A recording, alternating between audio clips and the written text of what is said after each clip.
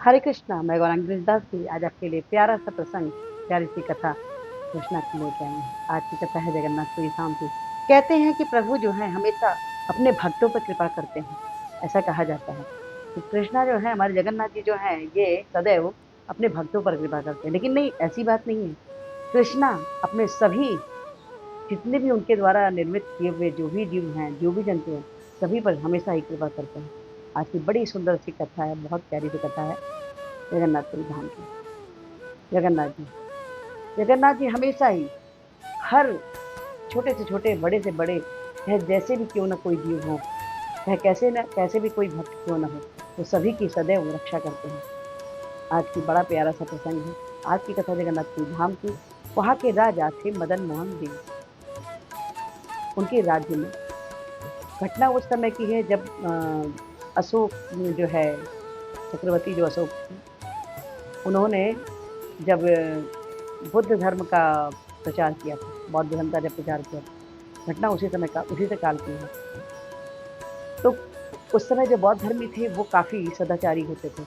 आपको ये पता होगा कि जो सिद्धार्थ यानी जो बुद्ध थे, भगवान बुद्ध, उनमें और जगन्नाथ जी में कोई अंतर नहीं है। वो भी कृष्णा के ही अवतार हैं। तो घटना कुछ इस प्रकार की कि बौद्ध धर्म मानने वाले बहुत कट्टर होते हैं। वो थोड़े से भी अपने नियम से इधर से उधर नहीं होते, दस से मरते हैं। जो उनका नियम है वही नियम वो करते हैं, तो बहुत सदाचारी होते हैं। ये चीजें राजा की पत्नी जो थी उन्हें बहुत पसंद आया और वो बौद्ध धर्म को बहुत मानती थी। घटना उस समय की है जब जगन्नाथपुरी धाम में जब ये हो रहा था कि मंदिर में जो जगन्नाथ जी के मंदिर में जो भी पूजा पाठ होते हैं वो किस विधि से किया जाए, किस तरह से किया जाए। तो रानी और राजा ने विचार किया कि जो वहाँ के ब्राह्मण यानी जो कि पुराने वेद शास्त्र के हिसाब से जो नियम चलते थे वैसा पूजा करना चाहते थे।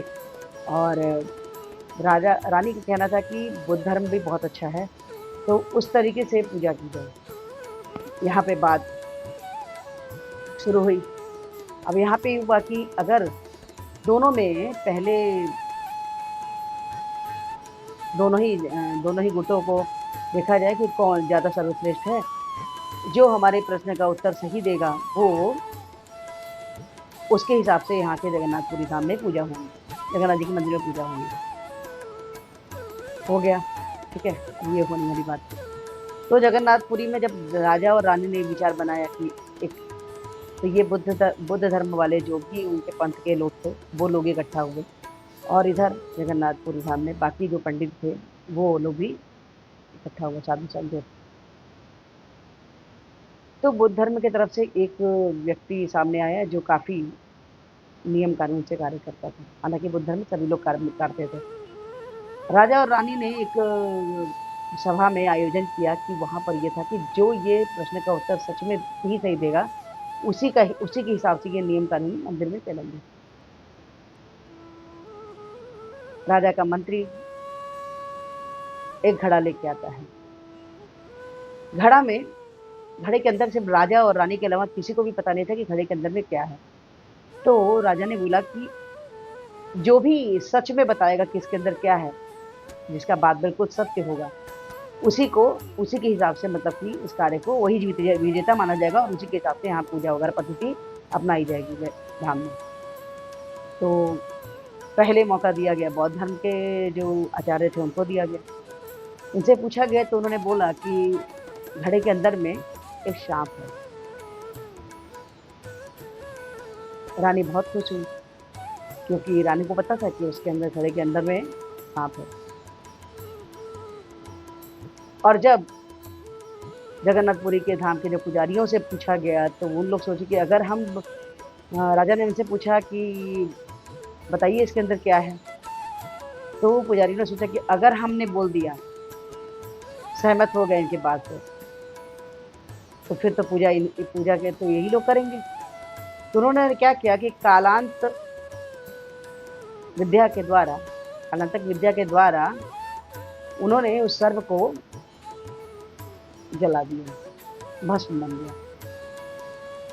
तो उन्होंने पंडितों ने बोला कि पुजारियों ने बोला कि इसके अंदर तो सांप नहीं है, राख है। ये बात सुनते ही रानी और खुश हुई, क्योंकि उसे तो पता था कि इसके अंदर सर्प है। और जब मटका को खोला गया तो उसके अंदर में सर्प नहीं था, राख ही थी। तब बौद्ध धर्म के जो जिन्होंने बोला था, आचार्य ने, उन्होंने बोला कि मैं हम लोग इन लोगों की तरह झूठ का आश्रय नहीं लेते हैं, इसके अंदर सर्प ही था, इसको इन्होंने अपने विद्या के द्वारा राख में परिवर्तित कर दिया, और मैं झूठ नहीं बोल रहा हूँ।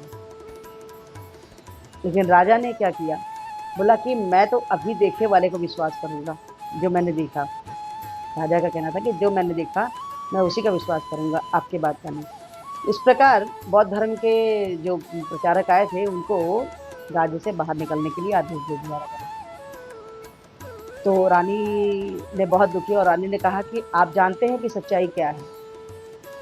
तो उन्होंने कहा कि मैं जो देख रहा हूँ मैं आपके सामने, मैं उसको मानूंगा। राजा ने ये बात। और इसके बाद क्या हुआ कि रानी ने बहुत दुखी हुई, और जो भी मतलब जो भी राज्य में जो उनके पुजारी लोग थे, उन्होंने बौद्ध धर्म के जो भी मतलब उनके सब शिष्य लोग बैठे थे उनको मारने लगे, लात से हाथ से मार के, उनको धक्का मार के बाहर निकालने लगे। किसी किसी को तो इतनी जोर से मारा गया कि खून भी निकलने लगा, कुछ बेहोश मूर्छित भी हो गए। ये देखकर बौद्ध धर्म के एक काफी बड़े जो थे, सीनियर थे, वो सामने आए और उन्होंने राजा से बोला कि आपने ये गलत किया है, क्योंकि हम लोग झूठ नहीं बोलते, झूठ का आश्रय नहीं लेते हैं। आपको ये सच्चाई पता थी कि इसके अंदर में इन्होंने कालांतक विद्या के द्वारा सब सर को मार के उसको राख में परिवर्तित कर दिया था, लेकिन आपने इनका साथ दिया। इसी कारण से आपके मुख में भी बुरा बहुत बड़ी बीमारी होगी और आपके मुख में भी कीड़े पड़ेंगे। ऐसा बोलकर वो बौद्ध धर्म के जो वरिष्ठ थे वो वहां से चले गए। रानी बहुत दुखी होती है, क्योंकि गलत किया गया था। जगन्नाथ जी सभी का साथ देते हैं। जगन्नाथ जी का बहुत बड़े भक्त थे और वो जो राजा थे मदन मोहन देव, उनके पिता का नाम गंगादेव। राजा बहुत दुखी क्या होते, लेकिन उन्हें तो सच्चाई पता थी कि बात क्या थी, क्योंकि उनके उनके अलावा और रानी के अलावा किसी को पता नहीं था कि उस मटके के अंदर में, घड़े के अंदर में क्या था। समय बीतता है, कुछ समय के बाद तो बौद्ध साधु के, बौद्ध धर्म का जो साधु था, उसकी बात सच होती है।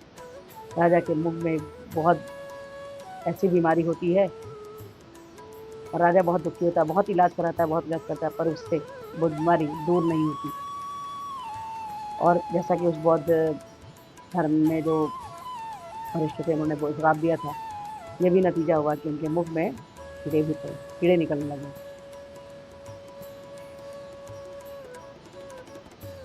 राजा बहुत दुखी थे, अब उनकी मृत्यु होने ही वाली थी, क्योंकि बीमारी का इलाज नहीं हो रहा था। बहुत दुखी है और जगन्नाथ जी को प्रार्थना करें, जगन्नाथ जी सबको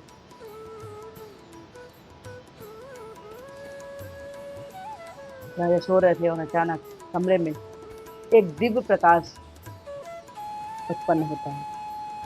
राजा देखकर बड़े आश्चर्य में होते हैं। जगन्नाथ जी प्रकट होते हैं और उनको बोलते हैं कि आपने गलत किया, वो सच्चाई पता थी। और जगन्नाथ जी और बौद्ध धर्म, ये बुद्ध जो थे, इनमें कोई अंतर नहीं था। इन्होंने कभी कोई गलत कार्य लोगों को नहीं सिखाया था। उसके बाद उन्होंने बहुत क्षमा मांगी, जगन्नाथ जी से क्षमा मांगी। जगन्नाथ जी बोले कि मैं केवल भक्तों के लिए ही नहीं हूँ, कोई कैसी भी भक्ति करे, मैं हर लोगों के लिए हमेशा उनके साथ हूँ।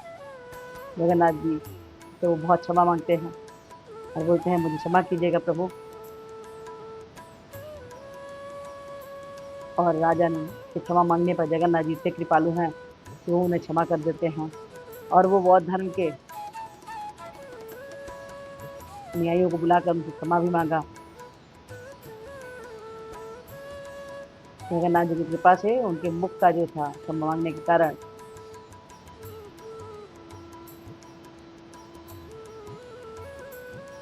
कृपा ऐसी होती है कि उनका मुख ठीक हो जाता है। और वहां पर आज भी भोग भोग के लिए एक पात्र है जो भिक्षुओं के द्वारा उसमें पात्र में आज भी जगन्नाथपुरी में वो वहाँ भोग बनता है, महाप्रसाद मिलता है, वहां पर वो पात्र का इस्तेमाल होता है। हमारे कृपालु कृष्णा सदैव भक्तों पर कृपा करते हैं और आपको बताते हैं कि मैं हूँ जगन्नाथपुरी धाम, जहाँ कृष्णा रहते हैं, द्वारका जी जहाँ कृष्णा रहते हैं, मथुरा वृंदावन जहाँ कृष्णा रहते हैं। कृष्णा सिर्फ धाम में ही नहीं रहते, कृष्णा हर क्षण हर पल आपके पास स्वयं रहते हैं, आपके हृदय में। लेकिन कब रहते हैं? जब आपका हृदय शुद्ध और स्वच्छ रहता है। प्रभु को ढूंढने के लिए कहीं बाहर जाने की आवश्यकता नहीं है, वो आपके हृदय में है। अगर आप गलत करते हैं तो आपके मन में एक बार कोई तो रोकता है कि ये मत करो गलत। वो कौन है? वो हमारे प्रभु से है। आत्मा और परमात्मा में कोई अंतर नहीं है। आत्मा जो होती है वो कृष्ण का ही अंश है। अगर हम बोल रहे हैं, हम चल रहे हैं, हम गा रहे हैं, हम नृत्य कर रहे हैं, ये सभी कुछ कैसे संभव है? अगर प्रभु द्वारा हमारे अंदर एक मशीन जैसे बोल सकते हैं कि लगा हुआ है आत्मा, जैसे वो आत्मा निकलती है वैसे ही ये मशीन, ये जो शरीर है, ये बेकार हो जाता है, किसी काम का नहीं होता। ये छोटी सी रोचक कथा आपको कैसी लगी? अगर अच्छी लगी हो तो प्लीज लाइक कीजिए, शेयर कीजिए, सब्सक्राइब कीजिए और वीडियो को थोड़ी विनम्र प्रार्थना कि हमारे कुलदेवता के पद में हरे कृष्ण महामंत्र जपने बोले हैं जो कुछ इस प्रकार से है। हरे कृष्ण कृष्ण कृष्ण हरे हरे, हरे राम राम राम हरे हरे। तो हरे कृष्ण महामंत्र जपिए और कृष्णा के सबसे प्रिय बच्चे बनिए। प्लीज प्लीज प्लीज आज से एक माला जपिए, 6 से 2, 2 से 4, 4 से 6, 6 से 8, 8 से 16। जैसे 16 माला पे आते हैं कृष्णा के हेतु कृपा के पात्र बन जाते हैं। तो प्लीज आज से ही माला जपना चालू कीजिए और कृष्णा के हेतु कृपा के पात्र बनिए। हरे कृष्णा, राधे राधे।